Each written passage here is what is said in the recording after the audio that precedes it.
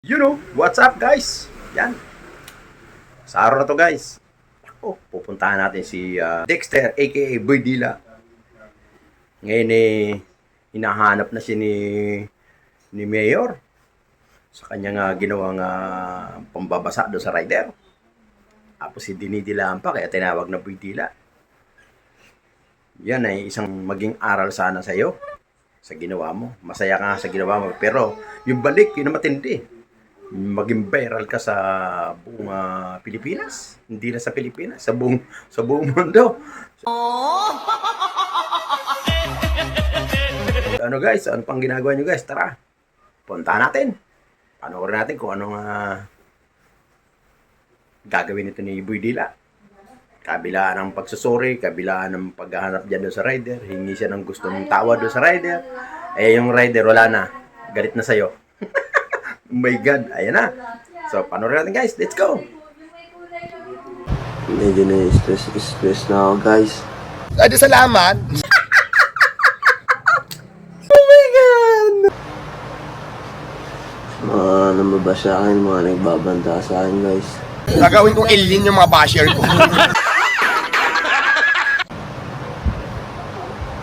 Hinahanap ko na si Manong Rider para matapos na yung problema. Wala na ako sa Pilipinas. Wala na yung mga mambabash. Napatawad pala sa'yo, Manong Rider, sa nabasa ako. Ako po humingi ng paumin sa inyo. Ipas din yan, kuya.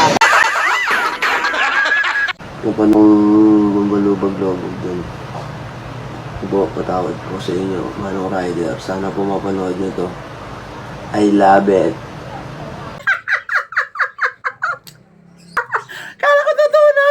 Oh my God! So yun guys, napanood nyo yung mga ginagawa, hinahanap niya ng yung rider. Ang problema yung rider nagtatago. Dati siya hinahanap ng rider. Siya nagtatago. Anak ng dating naman. No? Ngayon hinahanap niya ngayon yung rider. Wala naman yung rider. Nagtatago din. O, naghahanap pa sila. Si Mayor hinahanap ka. Ayun. Panoorin natin guys. Bigla siya napasugod doon kay Mayor. Inibitahan sa City Hall. Public apology. Yan o. Tara guys. Pako, mainit-init. Puntahan natin, pakinggan natin ang sasabihin ni Boy Dila. Alright, let's go! Noong una po, nagpapasensya po ako sa amin ngayon sa nagawa ko po.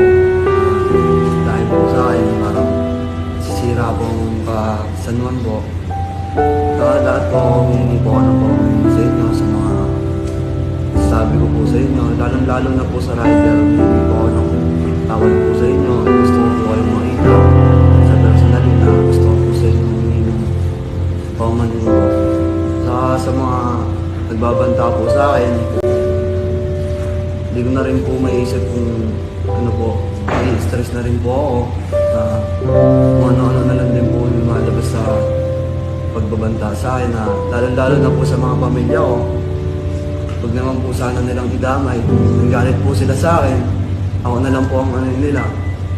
Dahil masakit din po kasi nadadamay po yung pamilya ko.